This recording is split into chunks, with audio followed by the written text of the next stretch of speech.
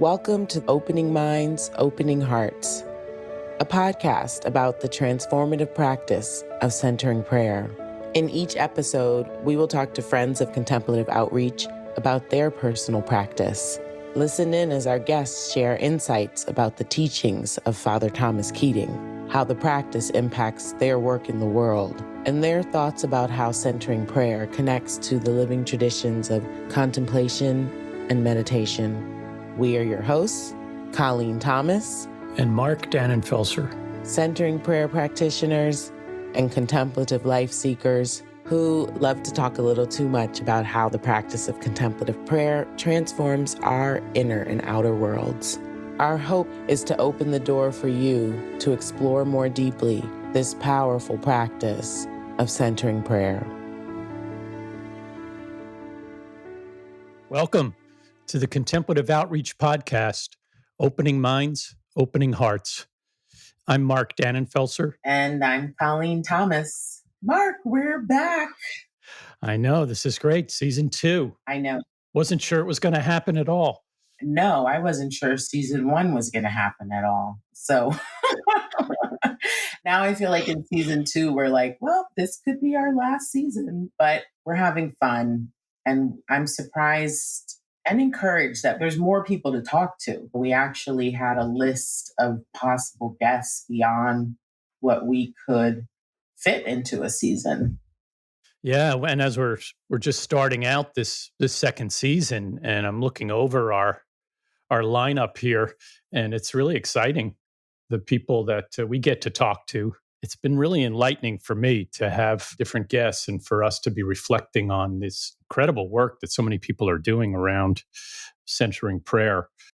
Yeah, it's giving me a lot of hope that we talk about how sometimes we feel like the only people who know about centering prayer are the people who know about centering prayer.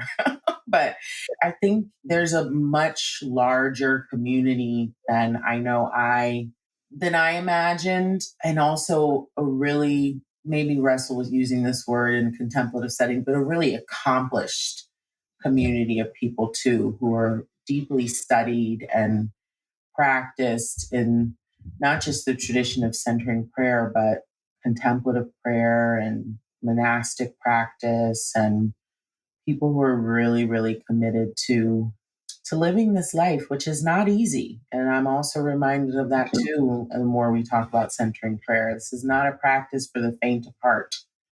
No, but it's wonderful to be kind of working in this rich soil and having this sense of growth. I know as I'm having conversations, and you and I have been talking so much about our guests and preparing, but also in hearing from our guests, had me become much more aware of my own practice and kind of doing some practice pruning or hygiene or something, really recommitting to the practice in a certain way. Same. With a certain energy. Yeah. Well, and that's great, because if that's happening to us as the host, hopefully that's happening to our audience, for our audience too. That this is, in a way, it's a workshop, it's a retreat, it's a tool for deepening our practice. So I'm excited. What are we doing today? This season, we've been framing a lot of our conversations around one of Contemplative Outreach's principles. We call them guiding principles.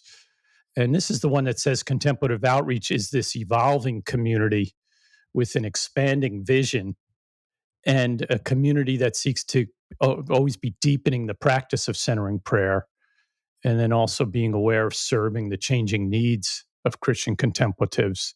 And so this first part of season 2, a lot of our guests were interested in kind of exploring that first part of that principle, the evolving community with an expanding vision. And that's what we hope for today. Yeah. We thought that in order to talk about the evolving community and expanding vision of contemplative outreach, it would be helpful to first talk about how the community began, and to share with our audience more about Father Thomas Keating. We don't want to assume that people know his legacy or know the history of contemplative outreach. And so I'm very excited to have with us today Mary Dwyer. Mary has been practicing centering prayer for over 30 years. And in the early 90s, she lived at Chrysalis House, which is a contemplative community experiment that was blessed by Father Thomas. Her housemates at the Chrysalis House included Mary Morozowski, David Burnett, and Kathy McCarthy. And for those who are more familiar with contemplative outreach and centering prayer, those names may sound familiar to you.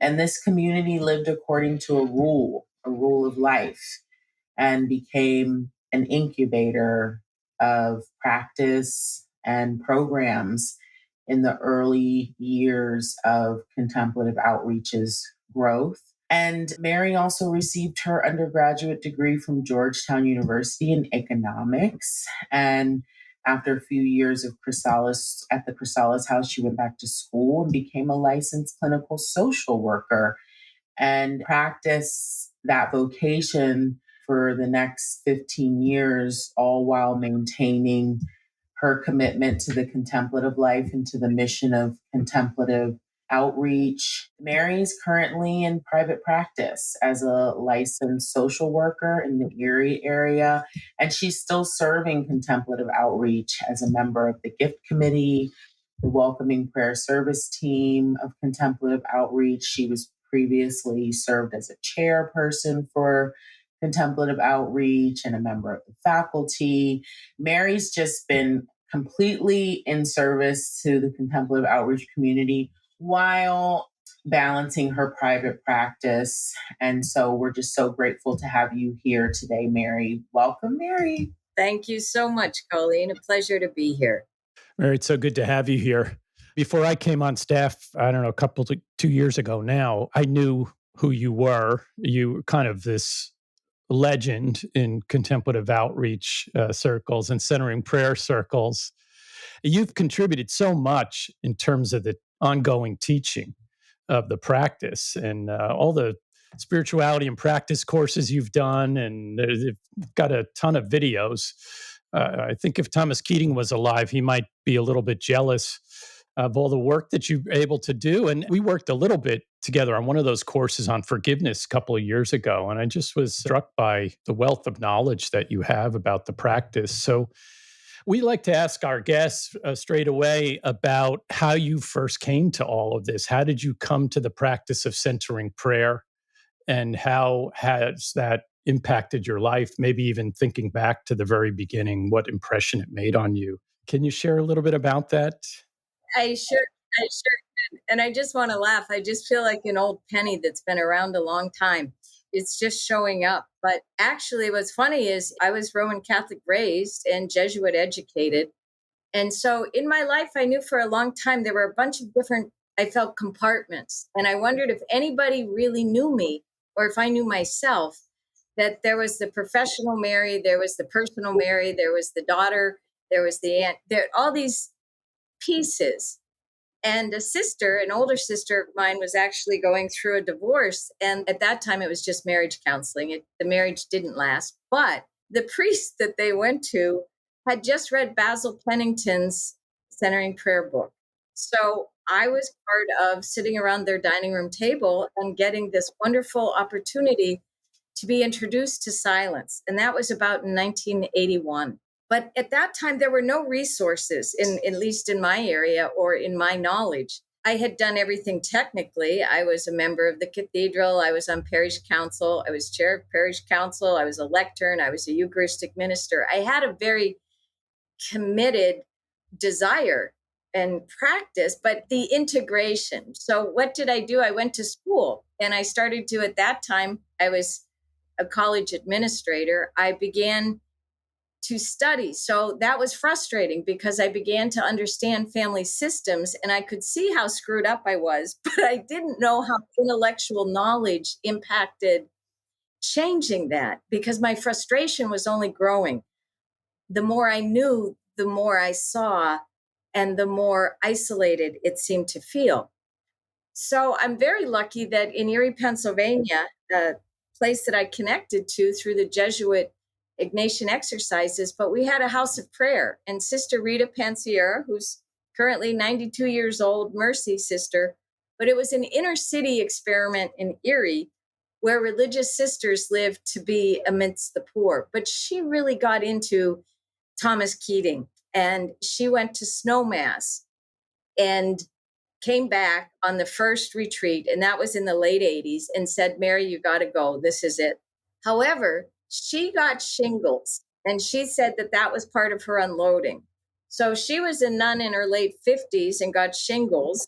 And I was a woman who was in my late 20s, and I thought, hell no, I'm not going. I'll die. A friend of mine who was a guy a little bit older than I was, we went to Snowmass and he lived. He was my canary in the well.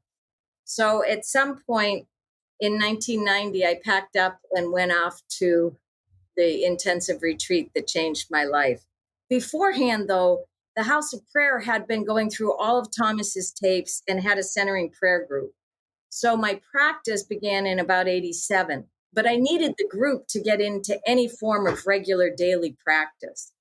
And I didn't even read Open Mind, Open Heart till I was actually living in community. But once I met Thomas, and the retreat in Snowmass really changed my life.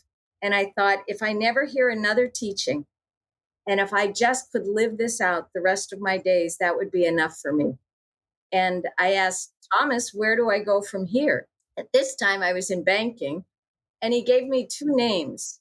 One was Meg Funk. So Sister Meg Funk is a wonderful Benedictine. She was at the time prioress in Ferdinand and Beech Grove, and she had written a number of books. But I'm from Erie, Pennsylvania. So any of your readers who know Joan Chittister or anyone else, I know a lot about Benedictines, Josephites, Mercy nuns.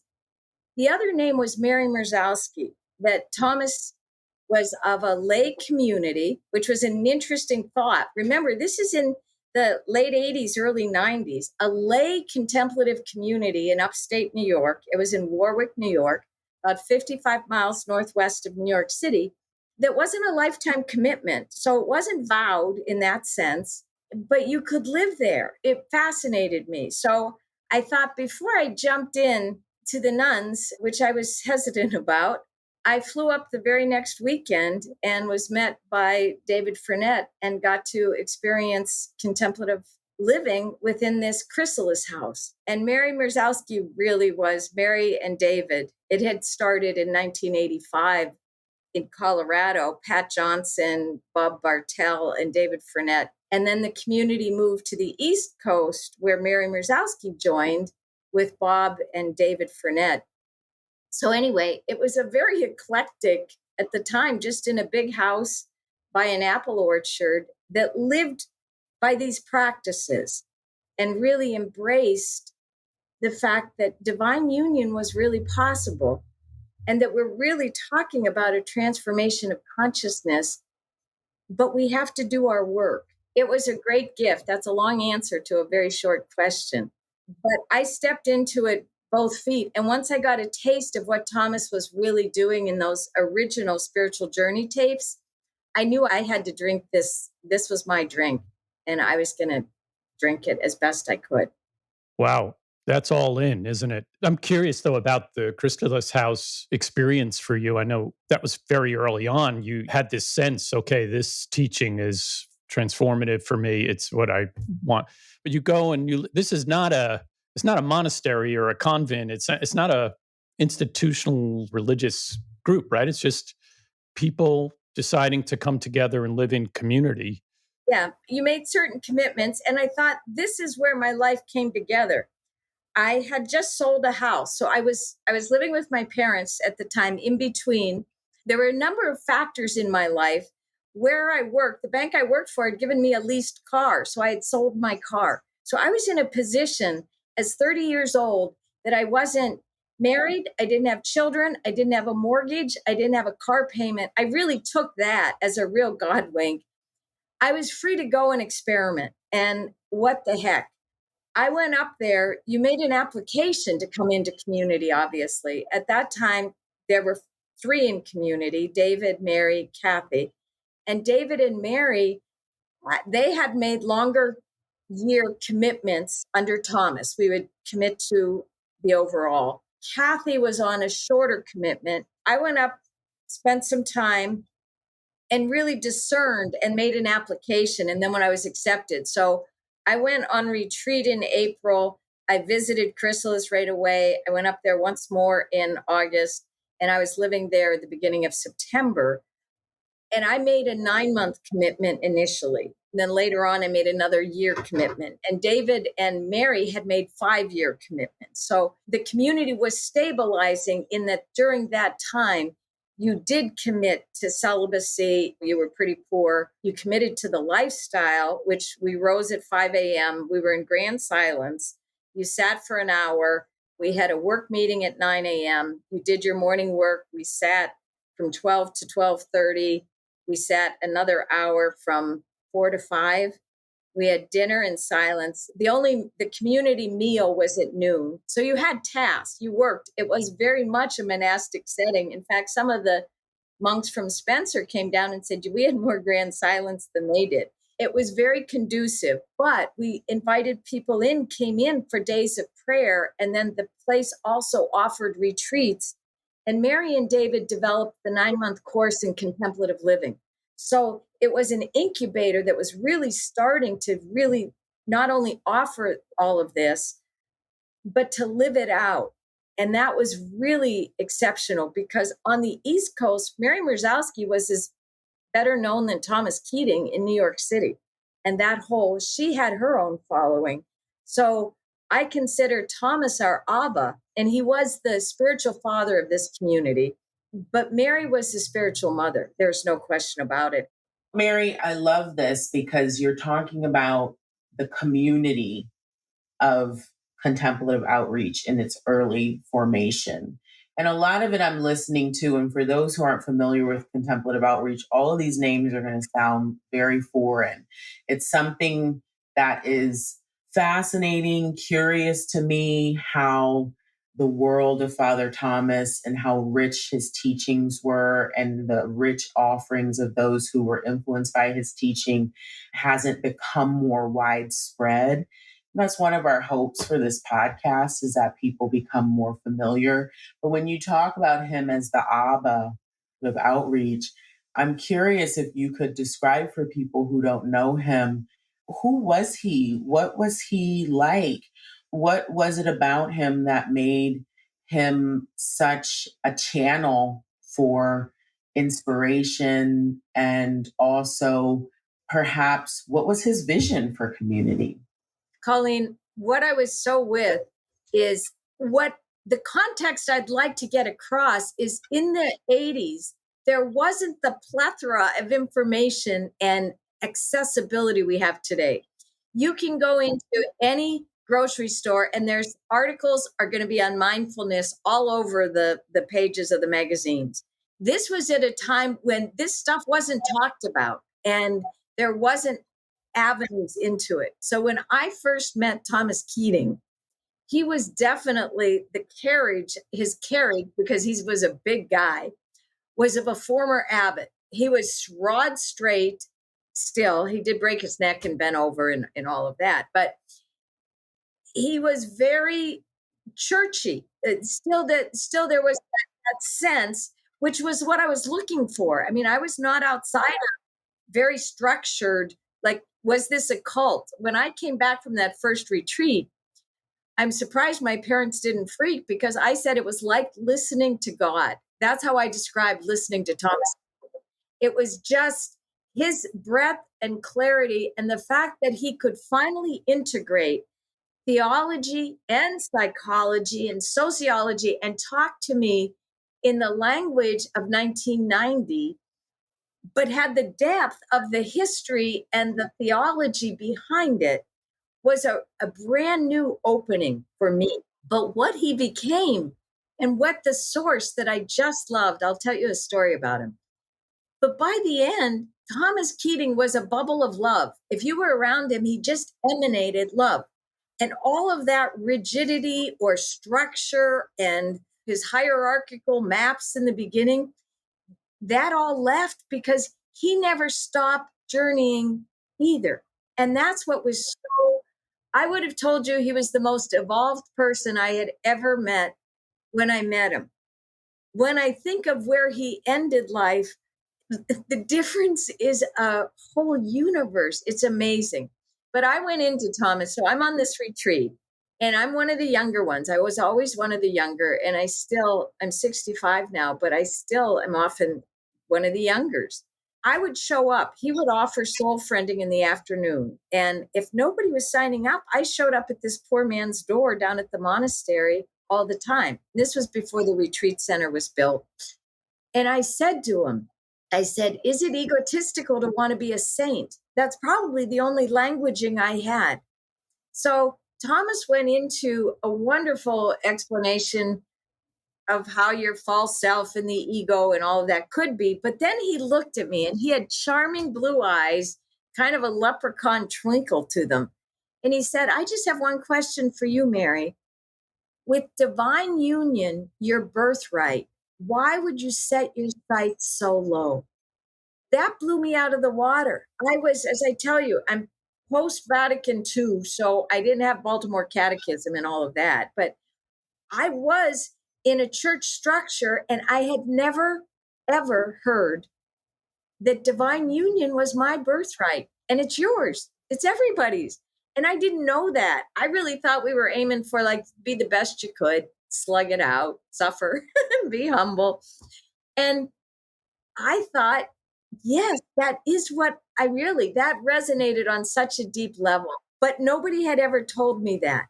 And that's what Thomas was so open to, that he went from deep roots, but he kept growing into, if you watch his languaging, which is why I'm so excited when Mark started with the evolving community.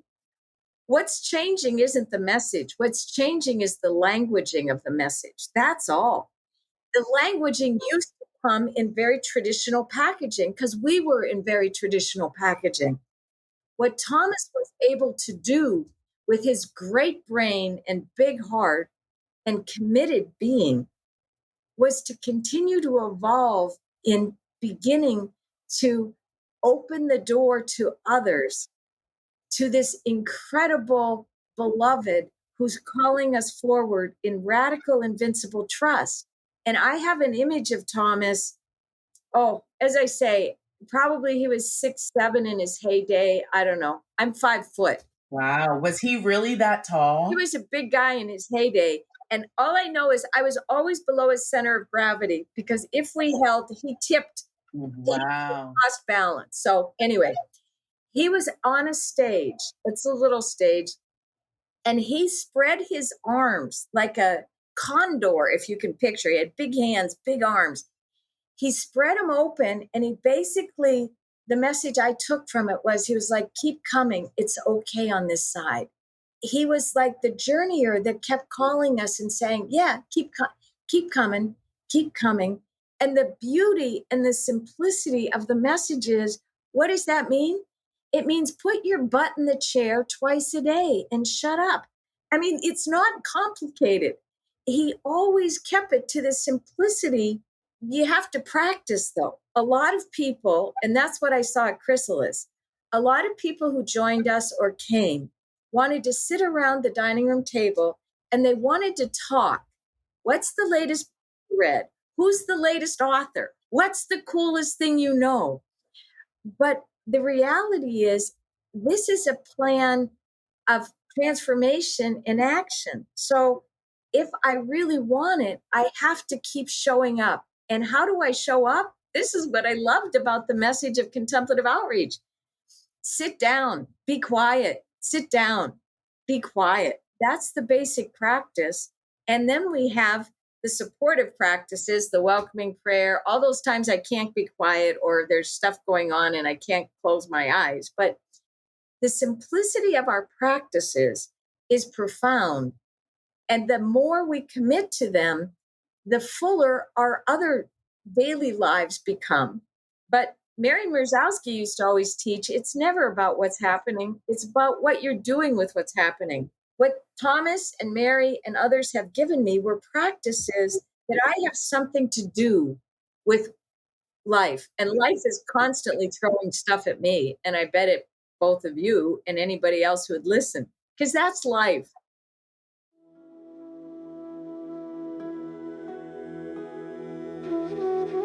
In the Christian tradition, contemplative prayer is the opening of your mind and heart to God, who is beyond thoughts, words, and emotions. Centering prayer is a method designed to facilitate contemplation. The method suggests 4 guidelines.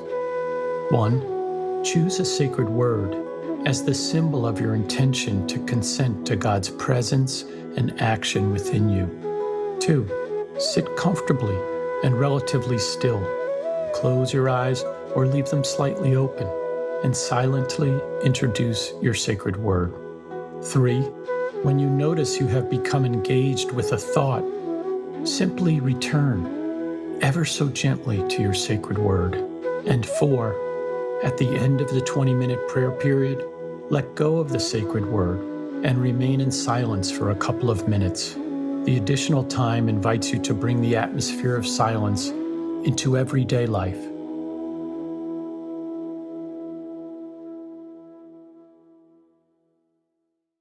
And that's the thing, is that you say the simplicity of the practice, but Mark and I were just talking about how this practice, the method is so simple, but the practice itself seems to be quite challenging in terms of what's happening. When we start to talk about the dismantling of the false self in our emotional programs. And I want to share this with you, Mary, because this is from actually Father Thomas talking about dismantling the emotional programs from the human condition. And he says the real work of the spiritual journey consists of patiently, calmly, and humbly acknowledging that the values are still thoroughly alive in the unconscious. And every time you are upset, is the infallible proof that they are still there. The emotions faithfully record what your real value system is, even if you think you've changed it. And an emotional upset is the infallible sign that we're attached, addicted to one of these centers. And so I hear the simplicity of the method, but as we practice, this dismantling doesn't feel so simple. How can you talk to us about this a little bit? Because this is a lot of what then connects to the development of the welcoming prayer and other practices to support our centering prayer. And it's why we need contemplative outreach or whatever the vehicles are. That's what I mean, Colleen. The practice is simple, but if we don't have support, I think we fall away. And that's why having community to sit with, whatever that looked like, that's what kept bringing me back. The psychological experience of it isn't holy, doesn't feel good. This isn't something that you're going to get peaceful, blissed out. You might have some calm periods, but the gift that Thomas brought and that I think contemplative outreach has been tasked with keeping is to put the context of explaining what's really happening. And if I didn't understand the spiritual journey, I didn't understand dark nights or the desert or the whole thought. If I thought that it was about how it felt, I would have run for the hills a long time ago. But it's very similar. The fact that he did, and this is where it really changed, prayer is relationship. Anybody who is beyond an adolescent relationship knows that you don't always feel it. You don't always feel. If you take an infant, okay, that beautiful, darling little, I'll love your baby, but at 3 a.m., you might not feel like getting up and isn't this the sweetest little thing I ever saw? But why do you do it? Because it's what you do, because you love that creature. Or why do you stay? Anybody can have a pretty wedding and beautiful stuff and everybody looks good. But the marriage is about how do I live out the I do? And that's what Thomas did for me, that these practices are about developing a relationship that is way beyond oh, this feels good. I like you, Ray. I look good. You look good. And nobody smells bad. That's not how it goes when it gets down to it. And the most precious quantities in my life are those people that have seen me at my best and at my very worst and are still sitting there. So it's that invitation to understand that Thomas said, we're not just changing. It's not water into better water. It was water into wine, meaning it's a transformation of consciousness, which is why we use the image of chrysalis. If I could go back to that, that little caterpillar becomes a pupa, and that pupa in that chrysalis is liquefied. Absolutely the destruction of everything that worm thought he was or she is. That's how a butterfly emerges. It's not a bigger, better caterpillar. It's a different creature.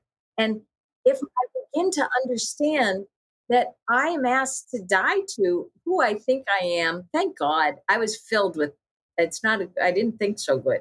I still don't. I'm a big 12 stepper too. And I think that stinking thinking gets us all into trouble. Mary Wierzowski's line was, get out of the top 3 inches of your head. This journey is about living out of a heart that isn't as overly identified with, what do I think? What do I think about this? Do I agree? Do I not agree? And it kind of steps back and begins to participate. And that's the gift these practices did to me. All of a sudden, I began to know if I died, I would finally have begun to live my life, not who I thought I should be, not who my parents told me I should be, or society, or what I thought everybody else wanted. But I've begun to access actually feeling like maybe I showed up. That's priceless to me. But as you're pointing out, Colleen, if we don't have support and structure to understand, it's a very lonely, dark place. And Thomas used to always encourage to listen a lot, encourage a lot, and say very little. We don't need to fix one another. We don't need to have anybody else's answers, but to encourage one another and to sit with one another is generally the greatest gift we can do to support what I believe is the only thing that can save this planet. You know, Mary, I'm so glad you're highlighting this, because many people come to these practices, I myself too, wanting to kind of find relaxation or some sense of peace. And that's available certainly in the practice. But you're talking about something that's so much more than that, this transformative experience that you're describing. Thomas was very interested in that from the psychological perspective too. What is happening there? I myself, as a psychotherapist, and you as a social worker, I think we kind of share that interest, that process that is not always, as you say, a very comfortable experience. If we're really digging in there and we're being transformed and kind of getting out of those old habits, you mentioned the 12-step, breaking from those habits and those addictions is difficult. Thomas termed that the divine therapy, and which is a great term for it. And I wonder if you could say a little bit more about that, the divine as a therapy, as a therapeutic process, a healing process, not just a chilling out process, but this transformation that you're talking about as healing. You know, the Dalai Lama was once asked something about the West, our poor self-esteem, and he didn't get the concept. We have such, and this is what Thomas did for me. Willigis Jaeger, a German Benedictine, put it this way: it takes a strong ego to die. But often what has to happen is we have to be put together to be dismantled. Like, a lot of us don't want to be here because having a personality is too much responsibility and it's painful. And I don't want it. But what I see the journey is whatever the deficits were in my upbringing, we all have them, real or perceived, but the human condition, which Thomas has articulated phenomenally, but we need to be put together so that letting go or surrendering or transformation, whatever word we want, is done because we're being loved into life, not because we're unworthy, not because you're not good enough. You're so good that God wants you, all of you. And that's what I think that Thomas was able to really work with, that a healthy sense of self has the capacity to serve and to surrender. And he used to talk about the worm theology that so many people don't want to be, so they can't wait to be a no self. But no self is not about not having something to lay down. I call it, what I always do is Thomas's greatest theology for me was the grease spot theology. So if I look down and I am not a grease spot, there are still physical manifestations. I have feet below me. God is present, whether I experience it or not. Jung said, bidden or unbidden, God is here. So it's standing in that reality that challenges me and then asks me to look at, is this punishment? Do I view that whole thing as this poor suffering servant? Or do I believe that I'm being loved into life? Is love the real message? And I think it is. Is that what we're here for? Is that what I'm to both emanate and allow myself and this divine mystery to bring me into life? And that's what these practices get to. So if we don't have a good structure to understand what's happening, they could be misinterpreted, which they have been in other places. Or you could feel like, oh, this is for everybody else, but it's not for me.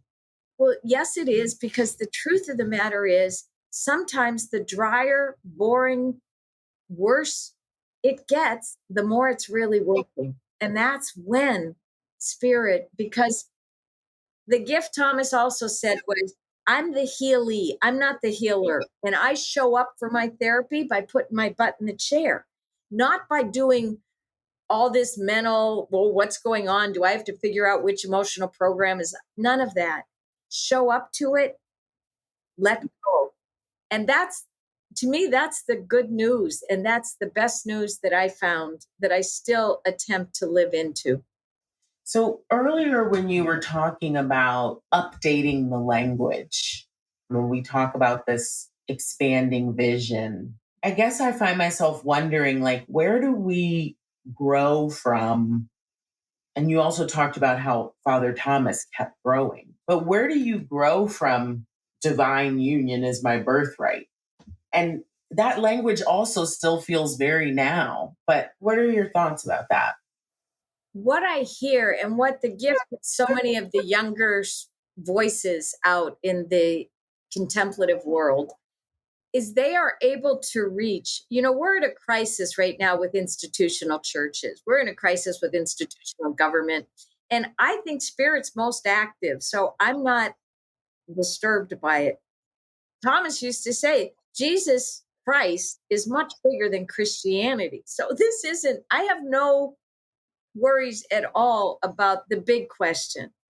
What I'm with is the language that I needed, and that many of us, I would say anybody 50, 55 or older understood in getting into practice in any serious way, who was raised in any type of religious tradition. We needed the languaging that was in the older books because I understood that. I understood that sense. But I think a lot of our youth and the youngers, they still need it as much as any of us do. But they're not coming at it from even the divine, even some of our languaging, that there's a universal energy or the spirit of truth or whatever it may be. What I saw Thomas do was find the truth in what he was communicating and not be wedded to a certain way to language it. And it goes back, a story he told when he was very early in bringing this out. Because remember, Thomas was a Trappist abbot coming out of a very churched, hierarchical male model. He was asked to give a talk in California. And he was prepared to get up there and he was going to talk about monastic spirituality. And he was going to talk from a monk's perspective. At the last minute, he had the inspiration to drop the word monastic and he started to speak of Christian spirituality. And he said what he was so blown away by was all of the people in the audience, this would have been in the 1980s, who were shaking their head and understood the concepts he was laying out there. And that's when he realized that you didn't have to be in a monastery to access this stuff, that this could be a language in the street, and that maybe what Jesus had been trying to tell us was that the sacred was profane and the profane was sacred. I'm wondering too, because contemplative outreach as an organization, or as we say, as an organism, because it is this living, moving, growing, expanding community, but it's going to be 40 years old next year, right? So we've been around a while. And so, in addition to language, there's a kind of an identity. You mentioned Christian spirituality, and we do have a certain identity as an organism. But I'm wondering too about, in addition to language, place and people, and who can kind of continue to access, and where does contemplative outreach, from your perspective, need to be going to be not just relevant, but like to be accessible and to be in the places where maybe it hasn't been before, that are emerging now for us. Do you have thoughts about that? I think, Mark, that's what you and Colleen are doing. I mean, podcasts, who would have heard? Remember, 80s, 90s, early 2000s, we didn't have podcasts. And this ability to be, it used to be the prayer groups, and often prayer groups were affiliated with parishes. But now we have Zoom, we have meditation chapels, we have access online, we have YouTube. I think that a lot of that is beginning to happen. And we're also in this transition as we lose. I still think there is something about coming together physically with one another and praying in silence, whether it's a retreat setting, whether it's a group. There is a powerful transmission. I think that is morphing into having an electronic component to it, that there is a transmission happening. And because we are losing some of the places we held to. Contemplative outreach was very identified with St. Benedict's Monastery in Snowmass, Colorado, which is shifting. Chrysali's house is no longer there. A lot of the geographic places, but we're being challenged. And I'm so curious to see how that does evolve. It's important. Retreats make a difference. Physical contact makes a difference, but our world is shifting. So I'm very excited to see where it goes, but I really commend you for stepping out into this modality. Thanks for joining us on this episode of Opening Minds, Opening Hearts. Visit our website, contemplativeoutreach.org, to subscribe to the show on Apple Podcasts, Spotify, and wherever else you listen to podcasts. You can also follow us on Instagram at Contemplative Outreach LTD. To learn more about our guests and their work, you can find info in the show notes for each episode. If you enjoyed this episode, you might want to check out our YouTube channel, COUTREACH Outreach. Thanks for listening, and see you next time. Season 2 of Opening Minds, Opening Hearts was made possible by a grant from the Trust for the Meditation Process, a charitable foundation encouraging meditation, mindfulness, and contemplative prayer.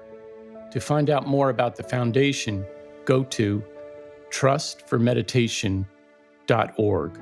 If you are a grateful listener and would like to support this podcast, go to contemplativeoutreach.org/podcast to make a donation of any amount. And thank you for your support. This episode of Opening Minds, Opening Hearts is produced by Chris and Tiana.